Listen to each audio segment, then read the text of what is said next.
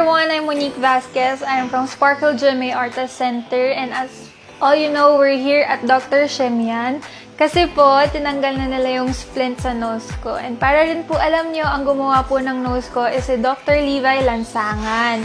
Ang pinagawa ko po is primary cartilage rhinoplasty, which is babawasan ng cartilage yung tenga ko para ilagay sa tip ng ilong ko. And as you can see, I am super satisfied with the result.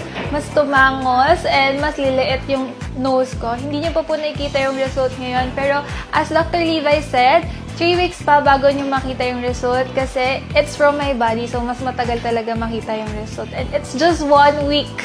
And as you can see, wala po akong any pasa, mas mabilis nag-heal. And as you can see sa procedures na ginawa sa akin ni Doc, mas magaan yung kamay niya, wala akong na-feel na anything. And ang ginamit po nila sa nose ko during the procedure is local anesthesia. So the only thing na mafe-feel ko sa procedure is the anesthesia, and the rest wala na po. Thank you so much, Doc Levi. I'm very, very satisfied. Number 1, Dr. Shemian.